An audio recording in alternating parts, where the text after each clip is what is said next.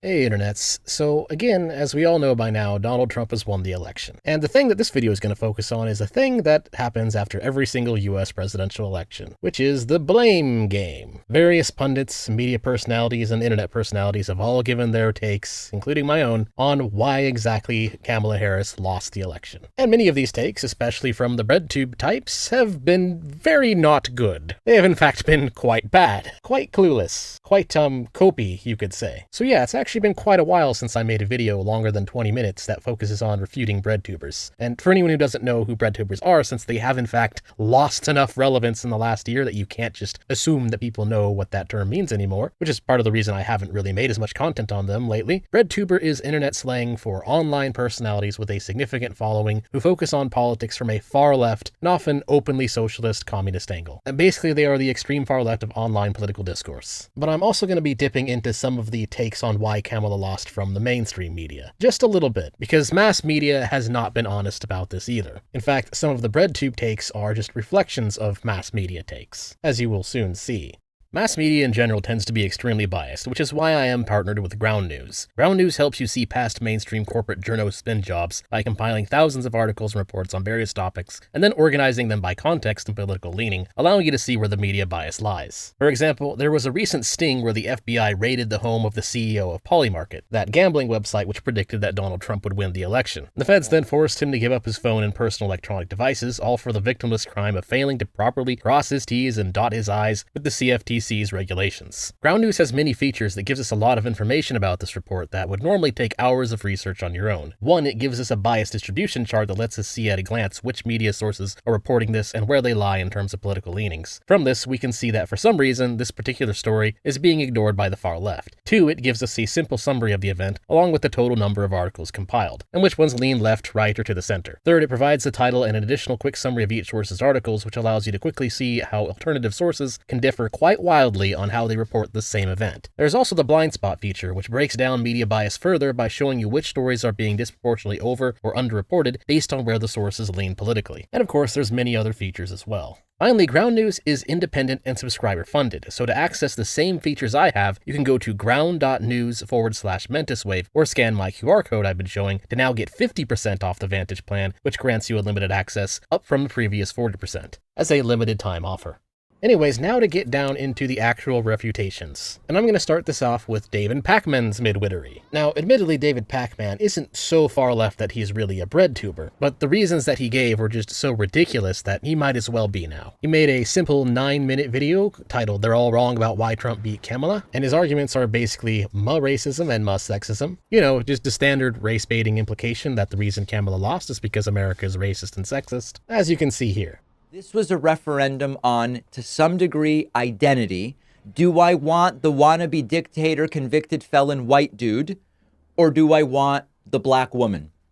And unfortunately, in this country, a lot of people didn't want the black woman, who, as usual, had to fend off allegations of Marxism and communism and socialism. Now, aside from just the fact that this is kind of the standard go-to argument whenever someone on the far left doesn't understand why something went wrong, just kind of scream racism or otherwise imply that some kind of bigotry has happened, there's actually some pretty strong data that suggests that he's wrong. First, when it comes to the gender card, there's actually a meta-analysis titled "What Have We Learned About Gender from Candidate Choice Experiments?" that goes through 67 different factorial surveys, and they found that the average effect of being a woman relative to a man is a gain of approximately 2 percentage points in candidate elections. And remember, this is a meta-analysis, so it's not like this is just one study that goes over one sample size that could be flawed. This is again a look at 67 different studies, their main conclusion being that the effect of gender in being a candidate is thin at best. So what's most likely going on here is that Pakman is committing the good old-fashioned equity fallacy. He's looking at the fact that there aren't that many women in office. He's just assuming that the cause must be due to discrimination. Very common, very standard lefty prog reasoning mistake. And the reality is that unequal outcomes can be caused by a whole number of factors. It's not always discrimination. In this case, the biggest factor seems to be that women just don't really run that much. And there are several other studies, such as the one from American University called "Girls Just Wanna Not Run,"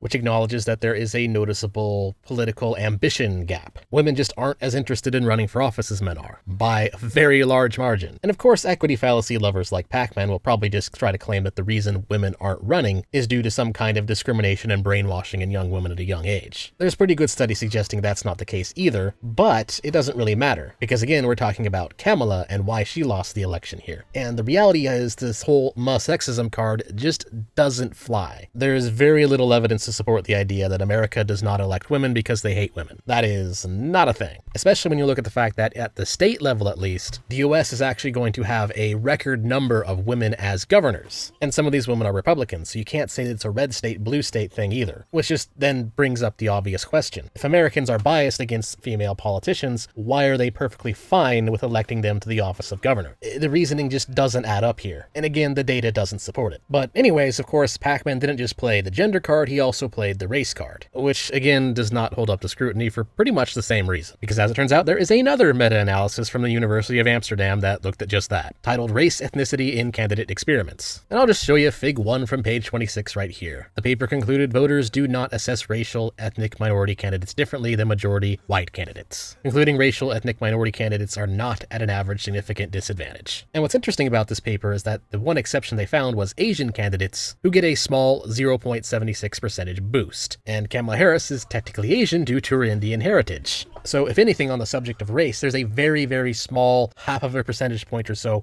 in her favor for being a woman of color. So Pakman is again just getting this completely wrong, again most likely just going off of the standard equity fallacy. I sincerely doubt that Pakman did any research whatsoever into this take of his. He probably just looked at it as woman of color lost, white man won, therefore Muh Racism, Muh Sexism. That, unfortunately, is probably the extent of Pakman's thought process here, parroting the same midwit IQ, race and gender baiting arguments from Joe Scarborough and Joy Reid of MSNPC. And it's honestly pretty darn irresponsible, because there's strong evidence that shows that race baiting and gender baiting only makes racism and sexism worse. So you would think if these people actually cared about racism and sexism, they would put forth at least just a little bit of effort to find out if what they're saying is true or not before just flapping it out of their mouths. But of course they don't do that because MSNPC, as I've proven in the past, is really just prog propaganda, and David Pakman is not showing himself to be any better here. And this just all really shows one of the many problems with mass media these days. The progs are always in this sort of ridiculous rush to pat themselves on the back by calling out Muh bigotry that they put absolutely no effort or research into their takes, which ironically makes the Muh bigotry problem worse. And further on the subject of the bigotry card, it's important to point out that Kamala Harris was only Biden's VP pick because she was a woman of color. That's not a conspiracy theory or racist thing to say.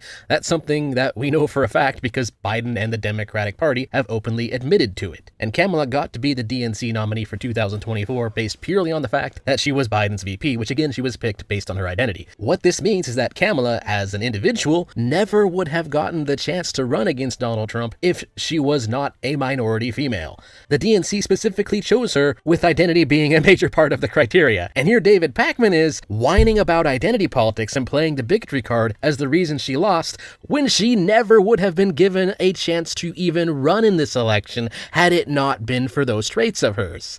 Just wow. I mean, wow. Imagine being this knee-deep in psychological projection. This is a level of disconnection from reality previously thought impossible. But anyways, that's not the only thing that David Pakman said in this 9-minute clip of his. He also repeated the false information that Biden reduced inflation. I've personally already debunked this before. Biden did not reduce inflation. The inflation rate fell when the pandemic ended and the lockdowns ended, which is something that would have happened regardless of who was in power at the time of it happening. And of course, the inflation rate falling, well, that's just the rate at which inflation increases. It doesn't actually reduce inflation unless you actually see a negative number there, which we did not see ever at all during Biden's term. And overall, even after COVID ended, the inflation rate was higher than it was under Trump from 2017 to 2019. And there's no evidence whatsoever that the Inflation Reduction Act did anything other than actually increasing inflation. In fact, if anything, Biden's policies towards the COVID pandemic were very similar to Trump's policies. Whereas Trump did some interventionism, Biden did even more interventionism. There's another clip from Pakman I want to focus on before moving on to the next Breadtube schlopperino, which is this right here.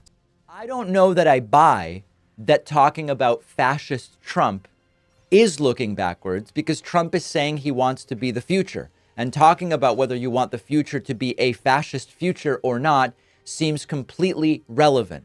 The problem is that there is far more of an association with communist, socialist, Marxist, which were the labels thrown at Kamala Harris. That's way more effective than saying, oh, Trump's a fascist or he wants to be a fascist, etc. So this, just on grounds of rational thinking, is a terrible take from Pakman for a very simple reason. Socialist and communist are terms that actually have real, fairly well understood, well agreed upon meaning, whereas fascism is more or less just a buzzword. The far left calls anybody they don't like a fascist. That is actually a standard go-to Breadtube bread and butter argument. They'll just ignore what people are saying and call them Nazis and Fascists. And there's no real standard by which someone actually is one of those things or not. There's very little agreement on what exactly a fascist actually is. Meanwhile, most breadtubers openly identify with either the label of calling themselves a socialist or calling themselves a communist. Now, as for Harris herself, I don't actually think that you could really call her a full-blown communist. She comes very close, but not close enough. Harris was more or less just a standard interventionist, meaning that she suggested policies that weren't necessarily outright communist in themselves, but were policies that would eventually lead you to communism and socialism. Her economic policy proposals, as I went over in a video on her policy proposals I did, were more or less policies that would just justify socialism eventually, which means it's honestly not that inaccurate to call her a socialist. It's close enough that it doesn't really matter. If part of your policy proposal is free money for people who vote for me, in, for example, her policy proposal of giving people $25,000 to buy houses, which is a terrible policy because it just subsidizes demand, then yeah, you could easily call that a socialist policy. So those accusations weren't really that off the mark. And since we're on the subject of economics, let's just move on to another person, Destiny. So Destiny gave his main reason for why Kamala lost right here.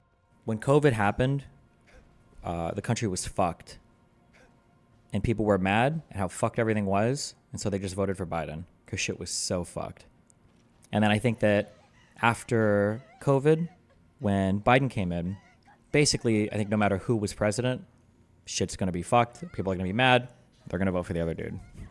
The only frustrating or annoying part about that is that Trump is likely going to have a pretty good 4 years, because I do think that the Democrats, policy-wise, have done a phenomenal job at turning everything around and like setting us up for like an amazing 4 years coming up. Now, unlike what David Pakman had to say, Destiny is half correct here. The economy and people's just overall financial well-being was people's main concern in the 2024 election. At least that's what we know according to Pew Research and Gallup polls. Both of them agree that the economy was the most important issue for voters, that's what at least voters had to say about it. And so the idea that Trump lost in 2020 because of COVID and Biden lost in 2024 also because of COVID, since of course COVID had a very serious effect on the economy, is not entirely a bad take. The problem is you have to actually look at Trump and Biden's policies and what they did in regards to COVID in order to truly understand whether or not Biden actually did turn things around. And when you do that, you find out that what Destiny's saying here is effectively just a post hoc ergo propter hoc fallacy, which is when someone says, oh hey, this thing happened and then this thing happened, and so the thing that happened before caused the next thing, which isn't always the case. For instance, Vikings shouting at the eclipse doesn't actually cause the eclipse to end, but a lot of them believe that anyways because post hoc ergo propter hoc. When you don't understand the mechanisms of what is happening, it's very easy to commit this fallacy. Now, Biden's Inflation Reduction Act was passed in August 2022, and right after that, we saw that the inflation rate started to fall. So again, if you don't actually understand what the Inflation Reduction Act did and what Biden actually did and what the difference between what Trump and Biden did were, you might just see, oh hey, Inflation Reduction Act, and then number went down, ooga booga. Therefore, Biden and the Democrats successfully turned the country around and set us on a really good track, or just an amazing recovery. And this is just horribly wrong, because there was another thing that happened around the middle of 2022, which is that people stopped caring about COVID, if you might remember a little bit back then. It wasn't that long ago. Anyways, just some basic history. During the actual COVID lockdowns, during the actual emergency lockdowns, there was a temporary unemployment bonus of $600. And they ended it quite quickly, lasting only for a few months because they realized that it wasn't a good idea to pay people to not work. The Democrats, however, wanted to extend that bonus for even longer, and it ended up extending through the first year of Biden's term, ending around September 2021. That's a terrible idea. You can't pay people more money to not work than paying them to work. But also, when you look at Biden's plan and Trump's plan, there's actually very little difference between the two, at least in terms of how they tackled COVID. The difference, and where Biden screwed up, which is that Biden continued to just use the government to throw money at the problem, when what he should have done was just ended all the nonsense as soon as he got in. But instead, he actually ended up spending more money than Trump did, and Biden continued that trend throughout all of his years years. And to make a long story short, if you understand inflation, you know that the biggest source of inflation is more money chasing the same goods. When the government spends, they tend to just create money. And because of this, if you look at government spending graphs and look at the inflation graph, you'll notice that they're very closely tied to each other. So all Biden did was he took a problem and made it worse, which is likely why the inflation rate never really returned to what it was 2017 to 2019. But enough about that. Let's move on to some funnier cope, such as that from Shaun. Shaun. It's kind of sad, really. Shaun is one of the Breadtubers who is capable, at least occasionally, of making a good video, which lately he has not done. Instead of making videos, he seems to kind of spend his time seething on Twitter, and I can't call him out on it anymore because he blocked me. So sad. And his post-election Twitter seething seems to be along the lines of, Kamala Harris lost because she didn't go far left enough. Everyone should abandon the Democratic Party and become communists. Which I would almost think is sarcastic if it wasn't for the fact that it's coming from Breadtube. So yeah, apparently all Kamala Harris needed to do to win was, instead of avoiding the communist accusations, she should have just unironically donned the hat and praised Stalin. Now, I'm going to ignore the possibility that Shaun is being sarcastic here, because considering Shaun, he might actually say something like this and not actually mean it. He probably does mean it. It's probably buried under 12 different layers of irony here. But it doesn't matter, because there's enough people out there who unironically seem to believe this. If you go to a lot of communist forums or a lot of communist subreddits in various places of the interwebs, there seems to be a lot of people who unironically believe that this is how Kamala Harris could have won. And it's definitely true that voters can be very irrational, and it's very easy to trick voters into voting for very stupid policies, as long as you promise them free stuff. The reality is that the numbers show that Americans aren't quite ready to be duped this easily. Now, while there isn't that much up-to-date data on this, the closest I could find is 2021, the reality is that people in the progressive left, even if you were to take the outsider left with them, so the far left, only makes up a small percentage of the Democratic Party. Depending on which data you go with and how you define progressive left, it's anywhere between 6% to 28% of the left as a whole. And again, this is just looking at the left, just center left and further than that. When you add conservatives to the mix and just look at the population as a whole, you can slash those numbers by 46%. So they're actually a very small portion of the United States population. What we're looking at here is probably an example of the echo chamber effect. A lot of communist forums on the internet are extremely heavy on the censorship. If you go to one of these forums and you post anything at all that goes against the ideology of communism, you get instantly banned. Just about any other forum for any other ideology, they'll tolerate you for a little while. But if you go into some kind of extreme progressive left or openly socialist and communist forum or area of the internet, especially the ones filled to the brim with SJW types and woke types, you say anything that goes against their ideas at all, you're just instantly banned. Heck, some of them have ways to automatically ban you before you even post there, based on other places that you've posted. Their censorship efforts are so high that they actually pre-ban you, based on the suspicion that you might disagree with what they have to say. And the result of this, or really just the result of echo chambers in general, is that people who live in echo chambers end up sort of gaslighting themselves into believing that their ideas are far more popular than they actually are. They don't actually get exposed to alternate ideas. They don't actually get exposed or deal with real problems with their ideology or any kind of real critiques. And so that's why these people might think to themselves that, oh, Kamala could have won if she had just donned the communism hat and worn it proudly, even though the data suggests that that would have just made her lose even harder. Most people in the Democratic Party simply just lean to the left or are otherwise center left. So Kamala adopting more socialism and communism would have likely not worked. If anything, the socialist and communist policies that she did adopt were likely part of the reason why she lost, because they were bad policies and economists immediately took a dump on her once she actually published them. So this idea that she could have won if she just went full commie, probably just pure delusion. And speaking of delusional takes, let's move on to one that's even more ridiculous and more disconnected from reality. Here's what Hasanabi had to say. 47% of the 18 to 29-year-old men voted for Donald Trump this election cycle. The amount of right-wing radicalization that has been occurring, especially in younger male spaces. Everything is completely dominated by right-wing politics. If you're a dude under the age of 30 and you have any hobbies whatsoever, whether it's playing video games, whether it's working out, whether it's, I don't know, listening to like a history podcast or whatever, every single facet of that is just completely dominated by center-right to, I wouldn't say far-right in the same way that it was back in like the 2016 era at the end of like Obama's administration, but like definitely center-right to Trumpian right, like openly Trump right, not like genuinely neo-Nazi.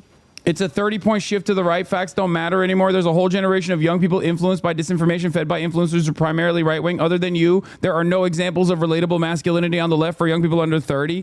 Yes, I am going to continue doing what I'm doing, and I'm going to continue getting mercilessly shitted on by those psychopathic demons on the right.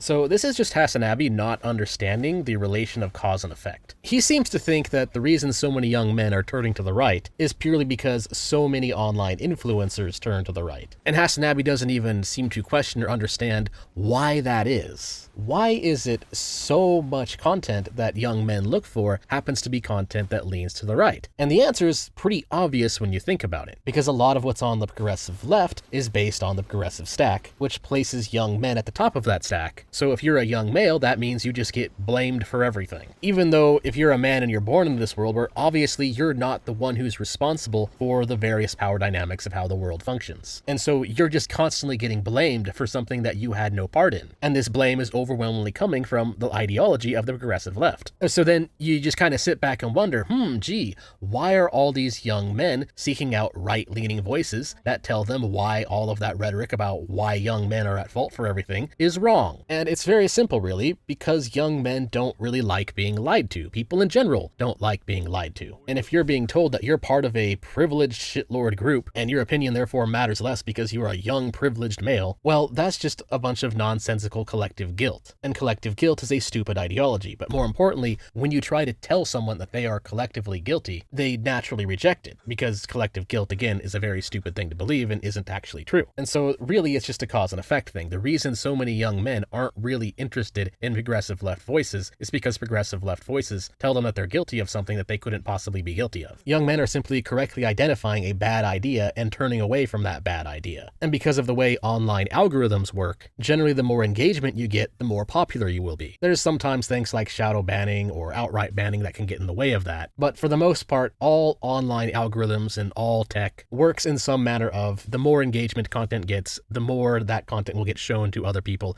as a recommended featured content. And so young men engage more with a lot of more right-leaning content because they don't like progressive left content. And thus that content, because it got more engagement, gets recommended more. That's all. That is legitimately all there is to it. And the rest of what Hasanabi had to say wasn't really that amazing either. He doubled down on Shaun's bad reason that Kamala didn't go left enough, as well as just not really quite understanding why what Biden did caused a lot of the economic problems we're currently seeing. Just in addition to the problem of Hasanabi totally missing the point as to why so many young men are turning away from the left. Because if you're constantly blaming a group of people for things that they couldn't possibly be responsible for, you're going to turn them away. It's really just that simple. And that's not even getting into totally different reasons. For instance, how the left has infected video games and made it so a lot of stories in video games are absolutely terrible and preachy, which again just pisses young men off even further and makes them less interested in the progressive left even more. So overall, I think this is just an instance of Hasanabi not understanding the logical conclusions of his own beliefs. Basic standard instance of philosophical illiteracy. He doesn't seem to understand that the socialist collectivist ideology leads to collective guilt, which has then been used as a battering ram to shame young men, and a lot of young men are, unsurprisingly, not having it. So let's move on to someone who was a little bit less wrong, which surprisingly was Vewsh. People were happier with the direction the country was moving in here in America. Today, people don't feel that way. The status quo can't win. Kamala Harris represented a break from the status quo, and that representation was immediately undermined by Kamala Harris refusing to be anything but the status quo. We've already gone over multiple times that interview where she was asked what, if anything, about would be different between you and Joe Biden in your administration, and Kamala Harris literally said nothing. The fact that she said nothing in a time where Biden's dissatisfaction was so high, where so many people were unhappy with the direction the country was going in, the fact that she didn't even have like a stump speech answer to that, the fact that she didn't have an answer to that, genuinely psychotic. To be fair, I don't think any other person could have done that much better, because Democrats will not let you criticize their legacy. So what Vewsh just had to say was very close to being correct, save for one critical detail. Vewsh is actually correct in recognizing that yes, the Democrats have effectively become the party of the status quo. For those of you who don't know, I'm actually not a Republican, I'm a Mises Caucus Libertarian. I just currently prefer Republicans to win by a very small margin if I have to choose between Democrats or Republicans, simply because Republicans are slightly more likely to break down the corrupt bureaucratic system we're currently stuck in. However, I wouldn't say that that was always the case. Back in the early 2000s, I would have actually said that the opposite is true, as the sort of neocon establishment they had back then wasn't really right-wing in terms of economic policy. They were just interventionist psychotic warhawks with a pseudo-conservative flair. And so when I was a much younger libertarian, I actually preferred the Democratic Party. But now, of course, the Democrats are completely corrupt, and as I've learned more about how the system actually works, it really isn't surprising as to why, because a lot of the bureaucratic control that leads our institutions that actually controls America are largely controlled by the DNC, and staffed by DNC picks.